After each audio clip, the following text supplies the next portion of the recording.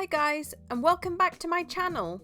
This is Hannah from the Instagram My Skincare Regime, where I post about skincare products I'm currently using. Also, I have a blog where I write in-depth skincare reviews, for which the link will be down below. Also, if you would like to support the channel on Patreon, there are many perks and benefits such as voting on various polls including YouTube video topics and skincare review polls. You can also be part of the Patreon community, where you get to exclusively see new products I've gotten and hear my early first impressions. I have a lot more perks I am planning on adding in the future. I'll leave the link down below. In this video, I'll be swatching and providing my first impressions of two SPFs from the brand Anessa. This includes the Perfect UV Sunscreen Skincare Milk and the Perfect UV Sunscreen Skincare Gel. Both of these are SPF50+, PA++++. These two are listed as the highest rated, strongest SPFs on the Anessa website. The milk is slightly stronger than the gel because the milk contains one extra technological boost, which will be mentioned later. I believe both of these are the updated 2020 version, with new technology, as apparently the UV protection becomes stronger when exposed to water or sweat. This is called Aqua Booster technology. So when exposed to sweat or water, the layer of UV protection supposedly spreads more evenly and therefore is more effective. Both of these are also meant to be super waterproof. They are both meant to be easily removable with soap. And supposedly 50% of the ingredients are skin soothing and skin moisturizing. This includes yellow flower extracts, a licorice derived ingredient, acetyl hyaluronic acid, collagen, and glycerin, as well as green tea leaf extract and edelweiss extract. Both of these are supposed to have powdery finishes, which is supposed to help with the UV protection, as it makes the product more friction resistant, so that fingers or objects sliding over the skin will not disrupt the SPF layer. So this aims to minimize the product accidentally being rubbed off or scratched off. Therefore, it's trying to reduce the chance of the UV protective layer being disrupted. Personally, I don't really feel the powdery finish with the gel, but I definitely feel it with the milk. It's stated that neither of these products should give you a white cast. And I agree. I have tried these both on the face and neither have given me a white cast. These are also sand resistant and are meant to be non-sticky.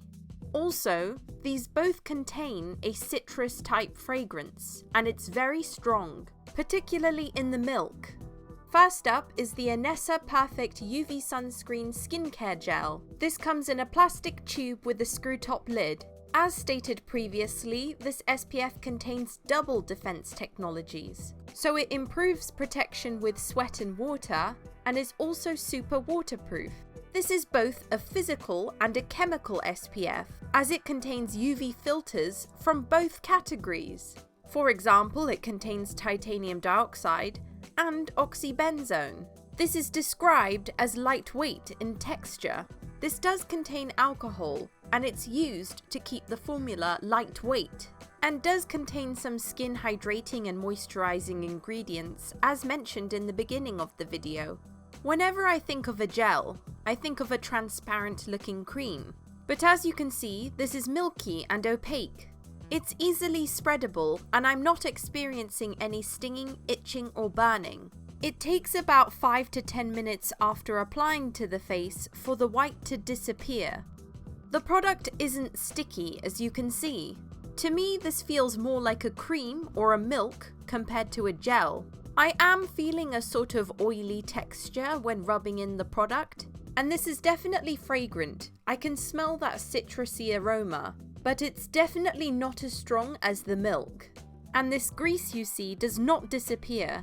This product does not mattify. Personally, I can't see any sort of white cast.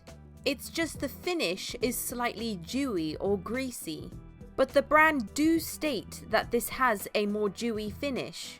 So it's moisturizing on the areas of the face that are dry, but then oily or greasy on the areas of the face that is oily, like the T-zone. And I would definitely recommend this product to more dry skins, as the dewiness or oiliness does not disappear.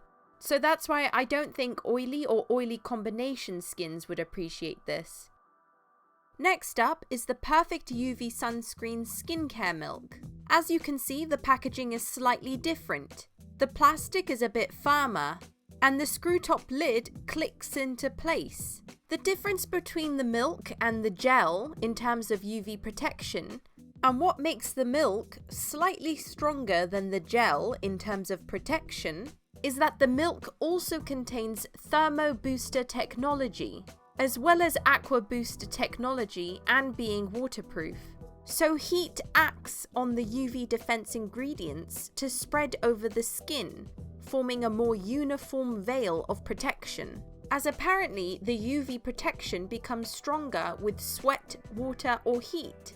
And supposedly Shiseido research were the first to include a key set of ingredients that were selected to facilitate the UV ingredients. So what they do is spread within the base when they come into contact with sweat, water or heat. Unlike regular SPFs where the sunscreen barrier is often disrupted due to water or sweat. I prefer the security of this screw top lid compared to the gel. You should definitely shake the bottle before applying this product, as I don't think that was supposed to happen.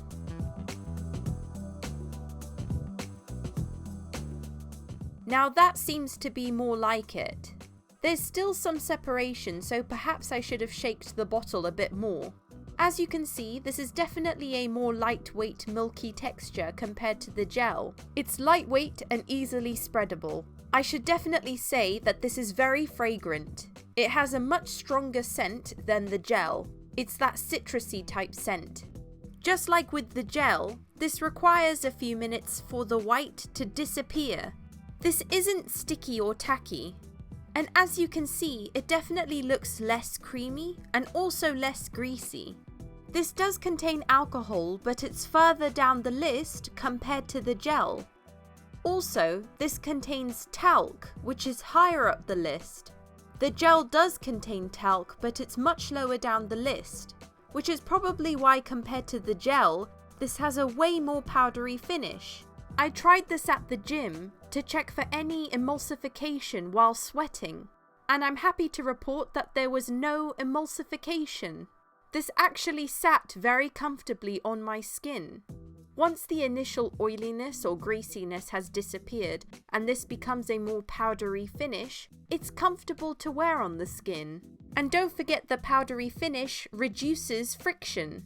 After one use, I didn't see any pilling or balling up, and I managed to reapply with no problems. This product dries further and further into a powdery finish, so don't be worried about this initial shine you can see.